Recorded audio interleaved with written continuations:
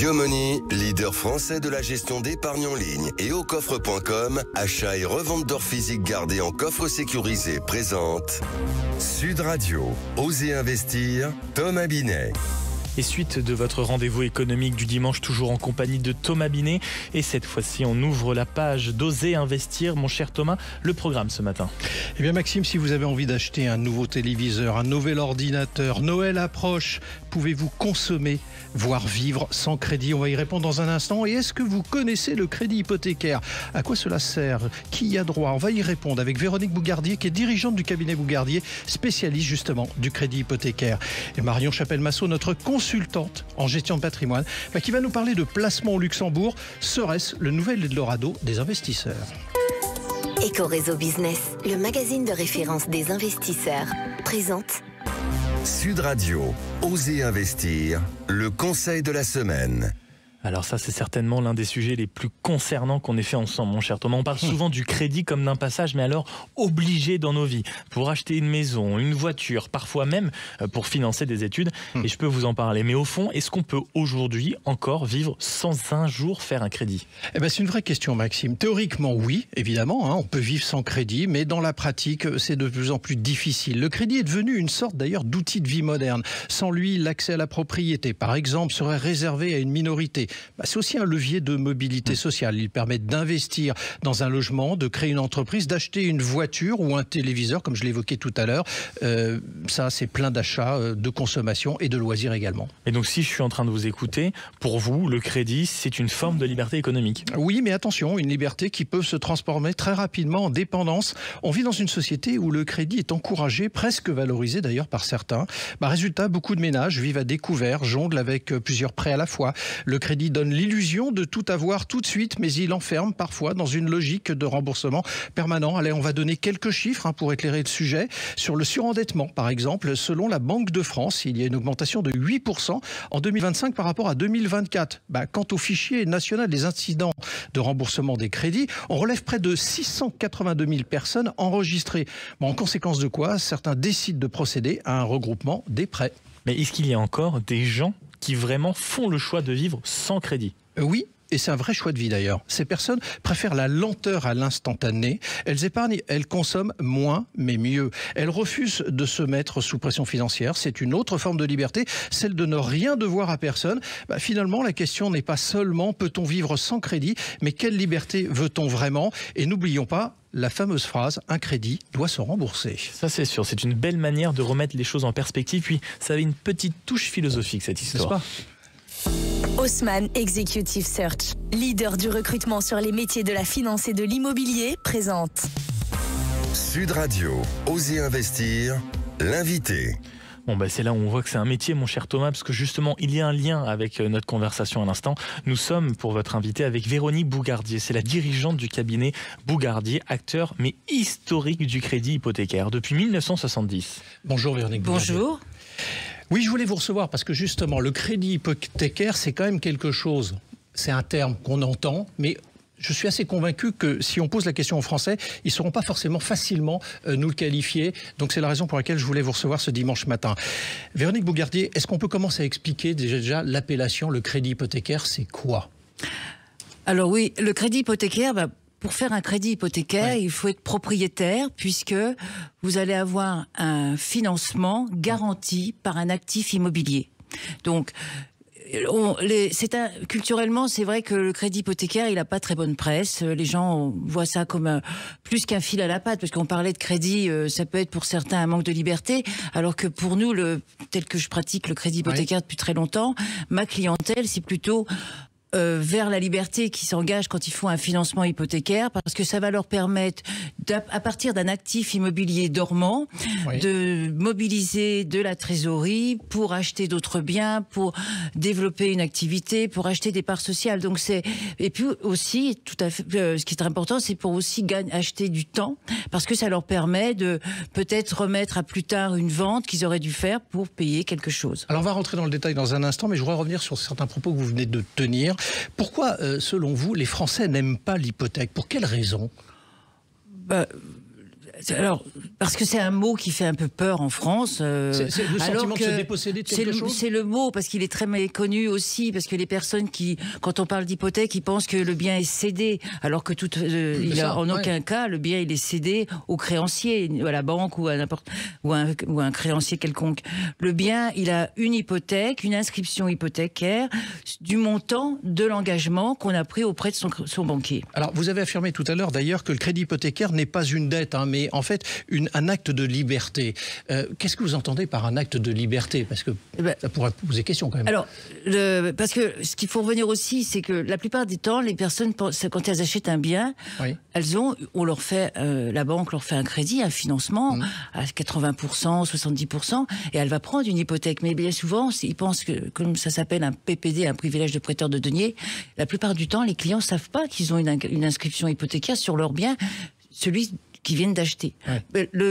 Pour un prêt hypothécaire, on parle de refinancement. Donc on refinance un bien qui vous appartient déjà, avec une inscription hypothécaire sur le montant du crédit qu'on a alloué.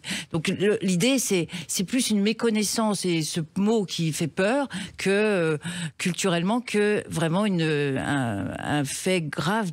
Voilà, c'est plutôt le fait que c'est mal connu de la plupart des gens. Ça s'adresse à tout le monde? Alors le crédit hypothécaire, il s'adresse à des propriétaires immobiliers, bien sûr. Hein. Oui. Donc il faut être propriétaire d'un bien immobilier. Mais quand on parle de liberté, c'est vrai. Par exemple, vous voulez acheter un nouveau bien. Oui. La banque, vous allez voir votre banque traditionnelle, et elle va vous demander un apport. Toujours. Si vous n'avez pas obligatoirement ce cash à disposition.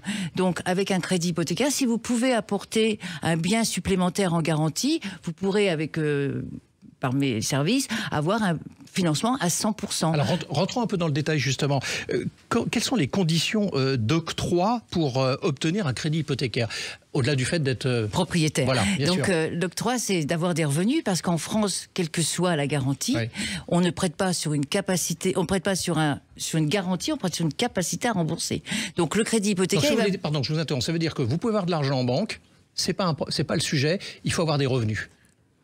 C'est ça que vous êtes en train de nous dire. Il ne faut pas avoir seulement des biens à porter en garantie pour faire un crédit. Des revenus réguliers. Il faut avoir des revenus pour payer son emprunt. C'est logique. En France, on ne fait pas un crédit sans revenus. Donc, on a une capacité, on a des biens, des actifs immobiliers, on a des revenus. En fonction du montant de ces actifs et de ces revenus, on aura une somme plus ou moins importante. Ce qui est important dans le crédit hypothécaire, c'est que lorsque vous avez besoin d'une trésorerie, vous pouvez emprunter à titre personnel une somme plus importante qu'un crédit à la consommation. Un crédit à la consommation sans garantie, ça s'arrête à un certain montant. Au-delà de 75 000, 80 000, la banque, elle arrête de faire un prêt à la consommation. Donc, vous demandez, la banque, elle va demander des garanties complémentaires. Alors, parfois, vous avez un placement à donner en garantie, mais c'est pas la plupart des cas. Et c'est beaucoup mieux d'apporter un bien immobilier qui dort, hein, comme on dit dans les pays anglo-saxons, mortgage. Ça veut bien dire ce que ça veut dire. Un bien immobilier, c'est quelque chose, même s'il vous rapporte et qu'il vous rapporte des revenus locatifs, c'est quand même, vous pouvez encore en bénéficier pour mobiliser de la trésorerie. Alors, je me mets à la place de ceux qui nous écoutent ce dimanche matin. Ils veulent acheter un bien, ils envisagent un crédit hypothécaire. Est-ce qu'il y a des pièges à éviter? Qu'est-ce que vous pouvez nous éclairer là-dessus? De toute façon, il n'y a pas vraiment de piège à éviter, parce qu'on va faire une analyse très stricte sur le montage du dossier. Oui. Donc le client, il va tout savoir, il va avoir un bien immobilier, il va avoir un besoin, on va étudier son dossier. Il n'y a pas vraiment de piège, non. C'est un prêt classique, traditionnel, il peut être in fine amortissable comme tous les prêts. C'est un prêt bancaire garanti par un bien immobilier. Alors, moi je pense à une catégorie de personnes en particulier, ce sont les seniors, hein, qu'on qualifie souvent de gens qui sont exclus du crédit de par leur position de senior. Est-ce que le crédit hypothécaire deviendrait une solution, ou est une solution pour eux du coup? Alors, le crédit hypothécaire peut être une vraie solution pour les gens d'un certain âge, parce qu'on ne demande pas d'assurance décès. Donc ça, c'est un atout, parce que même s'ils sont en bonne santé, quand on a un âge avancé, la prime d'assurance va quand même être très importante, et on rencontre beaucoup de cas où le crédit n'est pas octroyé à quelqu'un qui a un certain âge. Nous, on n'a pas de limite d'âge. On peut aller sur la dernière échéance jusqu'à 95 ans. Donc on a beaucoup de personnes qui veulent, des personnes d'un certain âge, qui veulent changer projet de biens immobiliers ou qui veulent aider leurs petits-enfants ou qui veulent faire des successions et donc il faut payer les frais de succession. Donc il n'y a pas de limitage, il n'y a pas d'assurance décès, ce qui est important. Merci de me parler de ça parce que je voudrais terminer notre 31 sur justement ce cas spécifique qui est l'héritage et le paiement des droits de succession. Du coup, vous nous dites aujourd'hui effectivement que le crédit hypothécaire est une solution qui s'offre aux personnes concernées par cette situation. Tout à fait. Alors, il y a beaucoup de personnes aujourd'hui qui ont des biens immobiliers, qui veulent faire des donations à leurs enfants parce qu'elles ont besoin d'acheter un bien ou de tout de suite de s'installer dans la vie professionnelle. Donc, les parents vont faire avec leurs biens propres, hypothéquer leurs biens propres pour leur permettre d'avoir des sommes qui leur donneront soit l'accès à la propriété, soit l'achat de parts sociales ou de démarrer leur activité. Dans les frais de succession, dans les successions également, le crédit hypothécaire permet, plutôt que de vendre un bien dont on vient d'hériter, de payer les droits de succession qui sont quand même, quand c'est pas en ligne directe, qui peuvent monter jusqu'à 60%. Absolument. Et c'est souvent déchirant pour les héritiers de vendre un actif qui est un héritage, un bien immobilier familial. Donc ils peuvent donner ce bien familial en garantie pour obtenir une somme d'argent nécessaire à payer les frais de succession. Merci à vous. Merci. Et merci beaucoup Véronique Bougardier d'être passée du côté d'Oser Investir ce matin. Et je rappelle accessoirement que vous êtes la dirigeante du cabinet Bougardier. Blockshare, le cercle immobilier des investisseurs avisés, présente Sud Radio, Oser Investir, le coin de l'expert. Mon cher Thomas, pour clore comme il se doit ce dimanche matin, nous sommes avec Marion Chapelle-Massot, notre consultante en gestion de patrimoine et dirigeante du cabinet de Carion. C'est de la gestion privée. Et vous allez, mon cher Thomas, avec elle, nous parler de placement du côté du Luxembourg. Oui, absolument, Maxime. Avec Marion, on va vous en parler tout de suite parce que vous vouliez, Marion, nous parler justement d'un contrat un peu particulier, très prisé des grandes fortunes, l'assurance vie luxembourgeois, Nouvel Eldorado. Je le dis en lancement. Est-ce que c'est vrai? Vous allez nous y répondre tout de suite. Oui, Thomas. Alors, je commence avec une citation de Paul Valéry. Le vent se lève et il faut tenter de vivre. Eh bien, dans le contexte géopolitique incertain, avec des marchés chahutés et des systèmes bancaires sous tension, il faut aussi tenter de protéger notre épargne. Et là que le contrat luxembourgeois prend tout son sens. Alors, concrètement, Marion, qu'a-t-il de plus ce fameux contrat par rapport à un contrat français dit classique ? Eh bien, il offre des atouts majeurs. D'abord, une protection des avoirs exceptionnelle grâce au fameux triangle de sécurité luxembourgeois.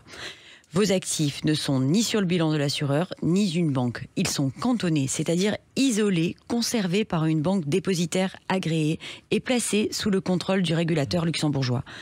Autrement dit, en cas de faillite, c'est l'un des dispositifs les plus protecteurs d'Europe. Alors, on peut quand même se dire que c'est quand même destiné au très gros patrimoine, du coup. Alors, en général, oui, avec des tickets d'entrée autour de 250 000 €, voire plus. Oui. À la base, c'est un outil qui est utilisé dans les logiques de family office, expatriation, de transmission internationale. Mais de plus en plus de Français se sentent rassurés de placer leur épargne au Luxembourg. Alors, c'est ce qu'on appelle vulgairement une niche, mais du coup, une niche quand même d'excellence. Oui, exactement. C'est l'outil des temps incertains. Et si l'on veut que le vent se lève, ne nous emporte pas, alors autant s'y préparer intelligemment, Thomas. Merci Marion. Oui, ça c'est sûr. Merci beaucoup à vous, ma chère Marion, et merci à vous, évidemment, mon cher Thomas, pour ce rendez-vous économique de qualité que vous retrouvez, comme vous le savez, tous les dimanches. On se retrouve la semaine prochaine. Sud Radio, Oser Investir, Thomas Binet. Avec Yomoni, leader français de la gestion d'épargne en ligne, et aucoffre.com, achat et revente d'or physique gardé en coffre sécurisé.